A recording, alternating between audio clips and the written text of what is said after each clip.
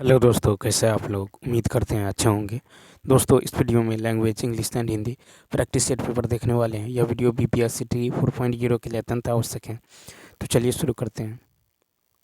देखिए, question number first है, select the most appropriate option to fill in the blank.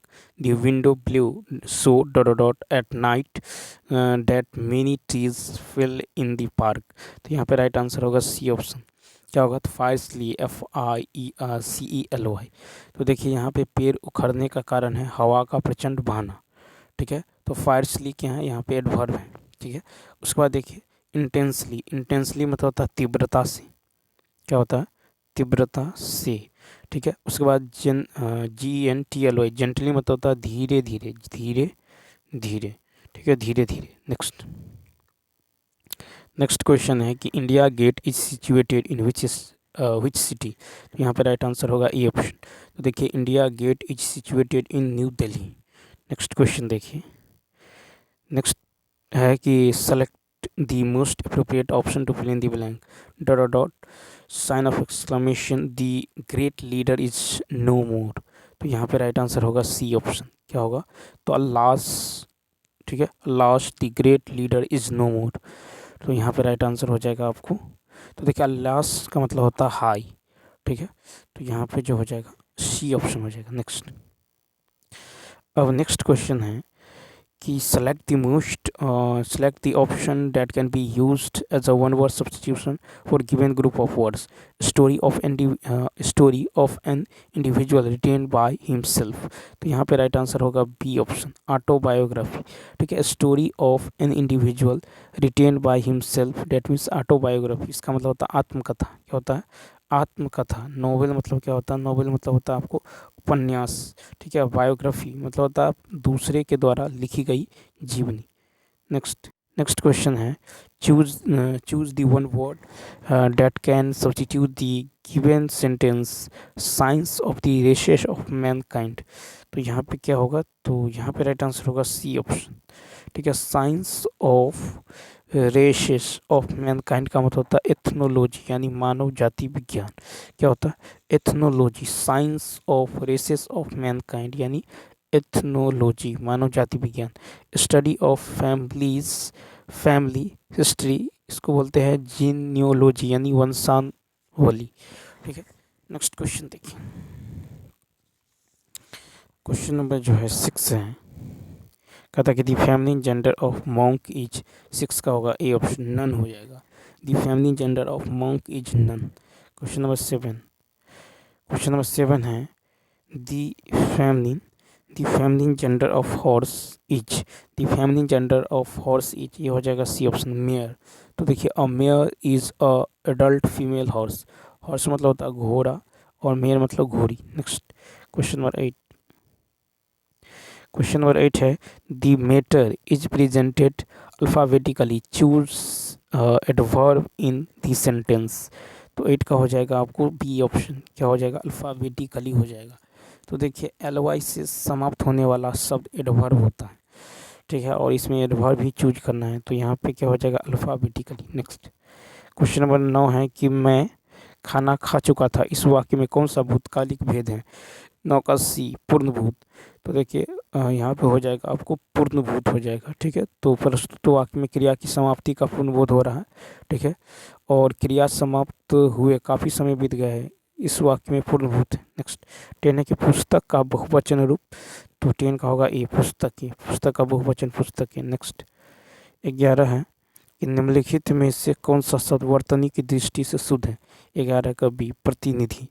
ठीक है, तो प्रस्तुत जो है वर्तनी में प्रतिनिधि शुद्ध है। नेक्स्ट क्वेश्चन नंबर देखिए, नेक्स्ट है कि जिनका प्रयोग निश्चित शब्द समुदाय या पूरे वाक्य का जो अतिरिक्त भावार्थ प्रदान करने के लिए होता है उसे कहते हैं।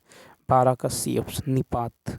ठीक है, तो निपात का प्रयोग निश्चित शब्द समुदाय या पूरे वाक्य के अतिरिक्त यथार्थ जो प्रदान करने के लिए होता है। निपात सहायक होते हुए भी वाक्य के अंग नहीं है, पर वाक्य में इनके प्रयोग से उस वाक्य का समग्र अर्थ व्यक्त होगा। नेक्स्ट फिर है कि फूल का पर्यायवाची शब्द नहीं है, सी ऑप्शन। तनुजा।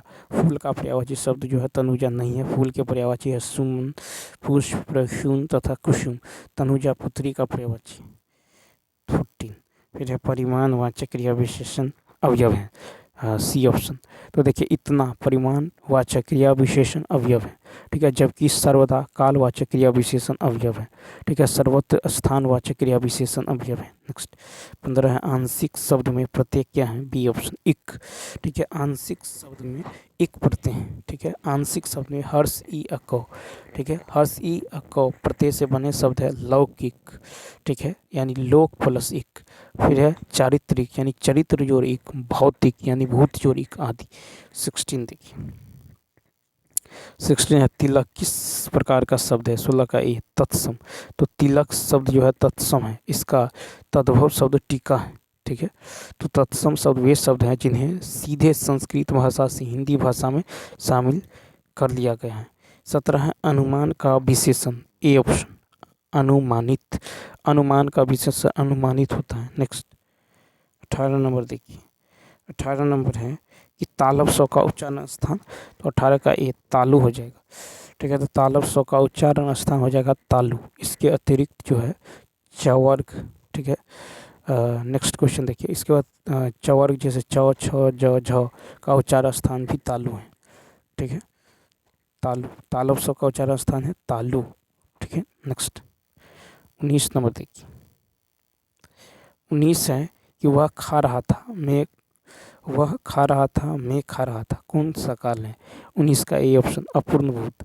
वह खा रहा था मैं खा रहा था अपूर्ण भूतकाल है, तो जिस क्रिया के भूतकाल में होने का ज्ञान हो किंतु उनकी समाप्ति का पता न हो उन्हें पूर्ण भूतकाल कहते हैं। नेक्स्ट है कि राम की गाय चरती है, इस वाक्य में कौन सा कारक है, इसका बी ऑप्शन यानी संबंध कारक।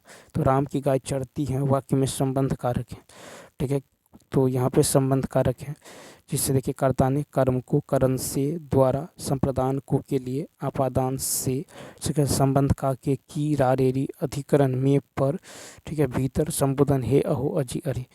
नेक्स्ट फिर नेक्स्ट क्वेश्चन है कि वाक्यों का वर्गीकरण मुख्यतः कितने प्रकार से होता है, 21 का सी ऑप्शन 2, ठीक है, तो वाक्यों का वर्गीकरण मुख्यतः 2 प्रकार से होता है, रचना या स्वरूप की दृष्टि से तथा अर्थ की दृष्टि से। रचना के अनुसार वाक्य 3 प्रकार के होते हैं, सरल या जो है साधारण वाक्य, मिश्र वाक्य और संयुक्त वाक्य। नेक्स्ट क्वेश्चन देखिए,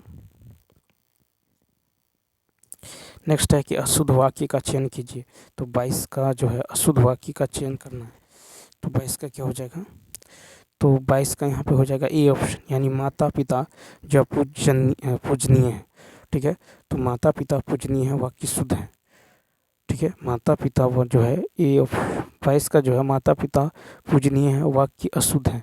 इस वाक्य में पूजनीय शब्द के स्थान पर इस तरह लिखाएगा पूजनीय, ठीक है, तो इस तरह आपको हो जाएगा, ठीक है।